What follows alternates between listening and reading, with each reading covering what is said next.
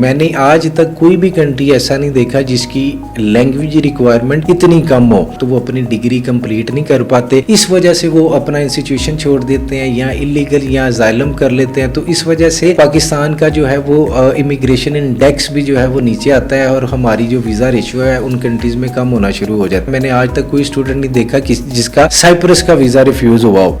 अस्सलाम वालेकुम, this is Azeem Mushtaq from Edworld consultants और आज की इस वीडियो के अंदर हम यूरोपियन साइप्रस, जिसको साउथ साइप्रस या ग्रीस साइप्रस के नाम से भी जो जाना जाता है, इसके स्टूडेंट वीजा के हवाले से हम डिटेल से डिस्कस करेंगे। तो सबसे पहले बेहतर है कि हम साइप्रस को समझ लें। साइप्रस का कैपिटल निकोशिया है। इसके 3 मेजर सिटीज हैं जो इंटरनेशनल स्टूडेंट्स के अंदर काफी पॉपुलर हैं, जिनके अंदर सबसे पहले निकोशिया आता है। ये कैपिटल है और कैपिटल होने की वजह से ये काफी डेवलप सिटीज है। यहाँ पे काफी सारे इंस्टीट्यूशंस क्रिएटेड हैं। इसके अलावा यहाँ पे जॉब अपॉर्चुनिटीज भी कंपैरेटिव टू अदर सिटीज जो हैं वो ज्यादा बेहतर हैं, लेकिन इसके साथ यहाँ पे cost of living in comparison high है। सेकंड नंबर के ऊपर इनका लरनाका आता है, जहाँ पे यूनिवर्सिटी ऑफ यूक्रेन भी मौजूद है। यहाँ पे वर्क अपॉर्चुनिटीज भी अच्छी हैं, लोग भी अच्छे हैं और यहाँ पे जो है कॉस्ट ऑफ लिविंग भी कंपैरेटिवली अफोर्डेबल है। इसके बाद पफोस आता है और लिमासोल जो है it's popular because of the night life, और क्योंकि वहाँ पे बीच होने की वजह से कल्चरल फेस्टिविटीज काफी ज्यादा होती हैं। अब आ जाते हैं इसके इंटरनेशनल स्टूडेंट्स के पर्सपेक्टिव के हिसाब से साइप्रस एक बेहतर कंट्री है या नहीं। तो आज की इस वीडियो के अंदर हम साइप्रस की एंटी रिक्वायरमेंट्स को समझेंगे। साइप्रस क्यों एक बेहतर कंट्री है। पाकिस्तान में काफी सारे लोग जो है वो साइप्रस की तरफ अब क्यों मूव कर रहे हैं। साइप्रस की एजुकेशन जो है उसकी रिकॉग्निशन क्या है, क्या ये इंटरनेशनली एक्सेप्टेबल है या नहीं है। इसकी एजुकेशन की बुनियाद के ऊपर आगे स्टूडेंट्स को क्या बेनिफिट हो सकता है, क्या साइप्रस पढ़ने के लिए जाना चाहिए या नहीं जाना चाहिए, या इसके कंपैरिजन में इस बजट में और कौन सी ऑप्शन जो है वो मौजूद हो सकती हैं। इसके अलावा साइप्रस के अंदर लोग स्टूडेंट्स अर्निंग कितने करते हैं, इंटरनेशनल स्टूडेंट जो है वो उनका लाइफस्टाइल वहाँ पे कैसा है, और क्या जो स्टूडेंट्स साइप्रस जा चुके हैं वो सेटिस्फाइड है अपनी लाइफ और अपनी एजुकेशन से, या वो अनसेटिस्फाइड है। इस सारी चीजों को हम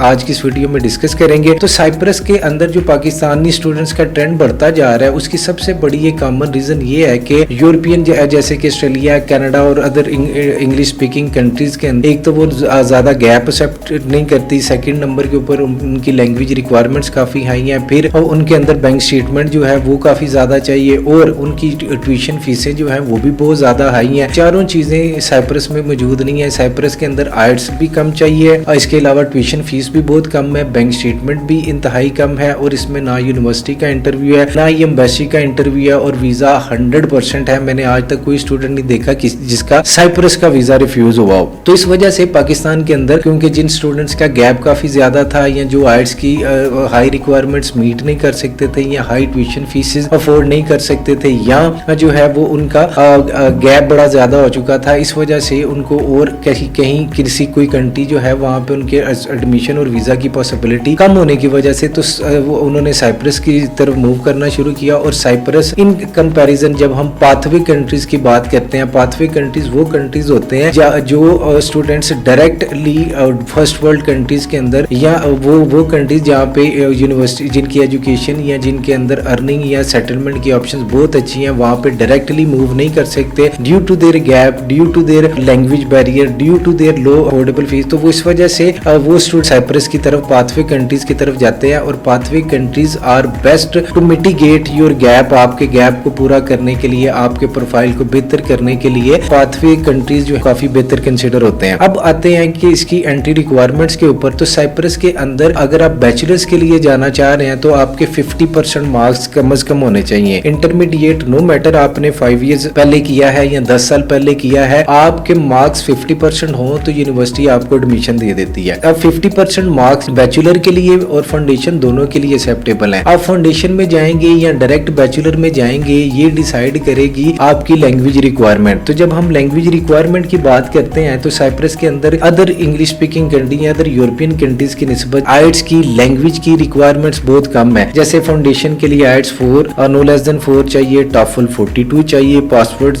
टेस्ट जो है वो 4.0 चाहिए, इसी तरह पीटी जो है वो 43 चाहिए। मैंने आज तक कोई भी कंट्री ऐसा नहीं देखा जिसकी लैंग्वेज रिक्वायरमेंट इतनी कम हो। और हाँ, यहाँ पे एक बात नोट कीजिएगा कि ये आइट्स UKVI या PTE UKVI साइप्रस में एक्सेप्टेबल नहीं है, लिहाजा आप यहाँ PT एकेडमिक, आइट्स एकेडमिक, टॉफल और इसी तरह पासवर्ड स्किल्स टेस्ट, इनमें से कोई एक टेस्ट करके अप्लाई कर सकते हैं। लेकिन फॉर बैचलर्स डिग्री आपका आइट्स जो है वो 5.0 नो लेस देन 5.0 होना चाहिए। इसी तरह आपका PT 58 होना चाहिए, पासवर्ड स्किल टेस्ट आपका 5.5 होना चाहिए, टॉफल जो है वो 71 होना चाहिए। तो ये थी इसकी अंडर ग्रेजुएट की एंट्री रिक्वायरमेंट्स और लैंग्वेज रिक्वायरमेंट्स। यहाँ पे मास्टर्स के स्टूडेंट्स भी अप्लाई कर सकते हैं और 2+2 भी यहाँ पे एक्सेप्टेबल है। 4 इयर्स बैचलर, इवन 2.1 या 2.2 GPA वाले स्टूडेंट्स भी यहाँ पे डायरेक्ट मास्टर्स के लिए अप्लाई कर सकते हैं। मास्टर्स के लिए भी वही आइट्स की रिक्वायरमेंट, PT की रिक्वायरमेंट है 58, आइट 5.5 नो लेस देन 5, इसी तरह टॉफल 71 और पासवर्ड 6.0 वो मास्टर्स के लिए एक्सेप्टेबल है। यहाँ की अच्छी बात ये है कि साइप्रस की फीस जो है वो इंतहाई अफोर्डेबल है। देयर आर मल्टीपल कॉलेजेस जिनकी फीस और यूनिवर्सिटीज की फीस तकरीबन 5000 यूरो से शुरू होती है और 9-10 हजार यूरो तक जाती है। और इसकी सबसे अच्छी बात ये है कि आपकी फीस जो है वो अगले साल 50% हो जाती है। काफी सारे कॉलेजेस और यूनिवर्सिटीज की जो सेकंड ईयर की फीस है वो आपकी फर्स्ट ईयर फीस के तकरीबन 50% बन जाती है। तो इस वजह से अगर हम इसको कैलकुलेट करें कि फीस ये इंतहाई अफोर्डेबल बजट के अंदर बैचलर अपना लीड कर सकते हैं। अब आगे बात करते हैं इसके गैप कितना। मास्टर्स के लिए 10 साल से भी ज्यादा का गैप एक्सेप्टेबल है और इंटर के लिए 5 to 10 ईयर्स जो है वो गैप एक्सेप्टेबल है। तो ये तो मैंने बता दी आपको एंट्री रिक्वायरमेंट्स और लैंग्वेज रिक्वायरमेंट्स और यहाँ पे कोर्सेज कौन कौन से अवेलेबल हैं। यहाँ पे आपने लॉ पढ़ना हो वो भी अवेलेबल है, आपने इंजीनियरिंग पढ़नी हो, मेडिकल पढ़ना हो, कुछ भी आपका जो भी वॉक ऑफ लाइफ है, वो तमाम किस्म के कोर्सेज जो हैं वो साइप्रस के अंदर वो मिल जाते हैं। अब साइप्रस के अंदर जो है यूनिवर्सिटीज के अंदर बैचलर्स यहाँ पे 3 इयर्स का है, फाउंडेशन के साथ 4 इयर्स का है, मास्टर्स यहाँ पे 2 इयर्स का है। अब साइप्रस जो है वो एक अफोर्डेबल कंट्री क्यों है और क्यों ये पाकिस्तानी स्टूडेंट्स के अंदर पॉपुलर होता जा रहा है। अब मैं इसका मुआवजना करूंगा कुछ इंटरनेशनल कंट्रीज के साथ। अब देखें यूके के अंदर जो मिनिमम फीस है वो तकरीबन 15,000 पाउंड्स है फॉर बैचलर्स। इसी तरह ऑस्ट्रेलिया के अंदर तकरीबन 30,000 to 40,000 पर ईयर फीस है। इसी तरह कनाडा की बात की जाए, अमेरिका की, तो फीसें बहुत ज्यादा हाई हैं और वो नेक्स्ट ईयर्स में भी सेम रहती हैं। इसी तरह उन कंट्रीज के लिए करोड़ों रुपए की बैंक स्टेटमेंट चाहिए, हाई जो है वो लैंग्वेज प्रोफिशिएंसी स्किल्स चाहिए, इसी तरह बैंक स्टेटमेंट बहुत ज्यादा चाहिए और वो एक खास सतह से ज्यादा गैप भी एक्सेप्ट नहीं करते वहाँ पे यूके के अंदर भी। जैसे एम्बेसी का इंटरव्यू भी आ जाता है या यूनिवर्सिटीज का भी इंटरव्यू होता है, तो यहाँ पे वो सारी चीजें नहीं है। इस वजह से ये बड़ा पॉपुलर होता जा रहा है। यहाँ पे देखें अब 15,000 पाउंड आप बैचलर की यहाँ पे फीस जमा करवाएं यूके के अंदर, साथ में 3 इयर्स की जो हेल्थ इंश्योरेंस है वो तकरीबन 3,000 पाउंड जो है वो आपकी हेल्थ इंश्योरेंस बन जाती है। इसी तरह वीजा फीस है, इसी तरह आपको जो है वो अकोमोडेशन भी के लिए भी कुछ ना कुछ, और साथ भी आपको 2 से 3,000 पाउंड लेके जाना पड़ता है। इसके साथ साथ आपकी जो बैंक स्टेटमेंट है वो तकरीबन 8 से 10 मिलियन मतलब 80 से लाख से 1 करोड़ तक आपको रखनी पड़ती है। अगर हम यूके के 1 साल को के एक्सपेंस को कंसिडर करें तो साइप्रस के अंदर आपका 3 साल का डिग्री पूरी हो सकती है। तकरीबन यूके में 60 से 75 लाख रुपया बजट चाहिए है यूके में 1 साल के लिए। इसी तरह साइप्रस में 75 लाख रुपया अगर आपके पास हो तो आप इसको कैलकुलेट कर लें तो आपकी लिविंग प्लस आपकी 3 साल की ट्यूशन फीस में कवर हो जाती है। इस वजह से साइप्रस जो है वो एक बेहतरीन एजुकेशन है और जो बच्चे बैचलर के लिए 3 साल के प्रोग्राम के लिए यूके जाते हैं, कनाडा, तो वो अपनी डिग्री कंप्लीट नहीं कर पाते। इस वजह से वो अपना इंस्टीट्यूशन छोड़ देते हैं या इलीगल या असाइलम कर लेते हैं। तो इस वजह से पाकिस्तान का जो है वो इमिग्रेशन इंडेक्स भी जो है वो नीचे आता है और हमारी जो वीजा रेशियो है उन कंट्रीज में कम होना शुरू हो जाती है। इस वजह से पाथवे कंट्रीज जो हैं वो एक बेहतरीन कंट्रीज हैं। इससे एक तो आप अफोर्डेबल बजट के अंदर अपनी डिग्री कंप्लीट करते लेते हैं। यूरोपियन लाइफस्टाइल साइप्रस के अंदर मौजूद है, करेंसी भी इनकी जो है वो यूरो यहाँ पे चलता है। इसके साथ साथ इनका जो एजुकेशन फ्रेमवर्क है it's equivalent to and transferable to European qualification framework. There are multiple institution in Cyprus जहाँ पे आप अपनी डिग्री के 2nd ईयर या 3rd ईयर के अंदर जो है वो यूके की यूनिवर्सिटीज के अंदर या यूरोपियन यूनिवर्सिटीज के अंदर आप प्रोग्रेशन ले सकते हैं। कुछ यूनिवर्सिटीज आयरलैंड के साथ प्रोग्रेशन दे रही हैं, कुछ यूनिवर्सिटीज जैसे यूके की एक यूनिवर्सिटी है, यूनिवर्सिटी ऑफ यूक्लैन, उसका कैंपस यहाँ साइप्रस में मौजूद है। आप 2nd ईयर में यूके में ट्रांसफर कर सकते हैं। इसी तरह अब अर्निंग प्रोस्पेक्ट्स की बात की जाए तो अर्निंग भी तकरीबन 8 से 16 यूरो तक पर आवर इंटरनेशनल स्टूडेंट्स जो है वो यहाँ पे काम कर सकते हैं। अगर आप इसको इस हिसाब से मंथली कैलकुलेट करें तो आप लिविंग और जो ट्यूशन फीस है वो उसको बआसानी वो अफोर्ड कर सकते हैं। अब इसके कॉन्स की तरफ आ जाते हैं, उन इसके नुकसानात क्या हैं साइप्रस के अंदर। तो सबसे पहले तो ये यहाँ पे फर्स्ट 6 मंथ्स के अंदर इंटरनेशनल स्टूडेंट्स को जो है वो पार्ट टाइम वर्क जो भी अलाउ नहीं होता। 6 मंथ्स के बाद जो है वो आपको वर्क आवर्स अलॉट होते हैं। इसके बाद आपको डिग्री करने के बाद पोस्ट स्टडी, जैसे यूके 2 साल का post study work visa offer करता है या ऑस्ट्रेलिया ऑफर करता है, तो यहाँ पे डायरेक्ट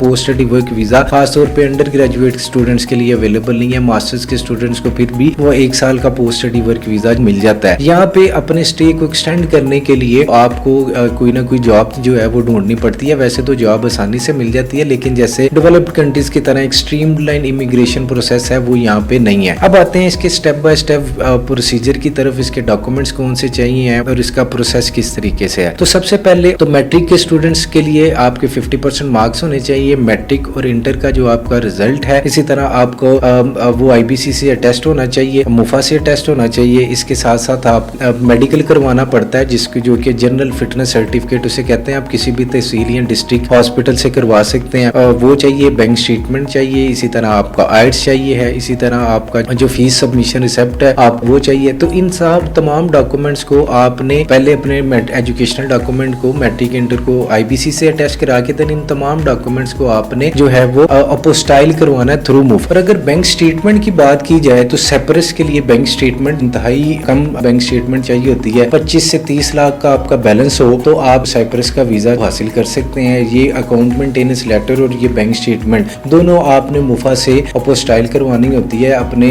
अदर डॉक्यूमेंट्स के साथ, जो कि मैं आपसे पहले डिस्कस कर चुका हूँ। स्टाइल वो होने के बाद जब आपके डॉक्यूमेंट्स आ जाते हैं तो देन आपने वो डॉक्यूमेंट DHL करने होते हैं उस यूनिवर्सिटी को जिसके अंदर आपका एडमिशन हुआ है। DHL के बाद यूनिवर्सिटी जो है वो आपका वीजा फाइल करती है और ब्लू पेपर जो है वो तकरीबन कम से कम 8 से कुछ यूनिवर्सिटीज के अंदर 16 वीक्स तक भी लग जाते हैं ब्लू पेपर आने के बाद। ब्लू पेपर जब आ जाता है तो उसके बाद आपने साइप्रस का कॉन्सुलेट कराची के अंदर मौजूद है, यहाँ पे आपने ईमेल करनी होती है अपॉइंटमेंट बुकिंग के लिए, और अपॉइंटमेंट आपको विद इन वीक या 2 वीक्स के बाद मिल जाती है। अब इसके वीजा अप्लाई करने के यहाँ पे 2 तरीके हैं। एक तो ये कि आप अपनी फाइल कंप्लीट करें, अपॉइंटमेंट बुक करें और कराची की टिकट कराएं और consulate on the date and time of appointment आप पहुंच जाए। दूसरा तरीका ये होता है कि देयर आर मल्टीपल एजेंट्स जो कि आपसे एक अथॉरिटी लेटर लेते हैं और आपके बिहाफ के ऊपर साइप्रस के कॉन्सुलेट के अंदर आपके जाके डॉक्यूमेंट्स सबमिट करवाते हैं और आपका पासपोर्ट वीजा लगने के बाद आपके एड्रेस के ऊपर डिलीवर हो जाता है। तो ये थी आज की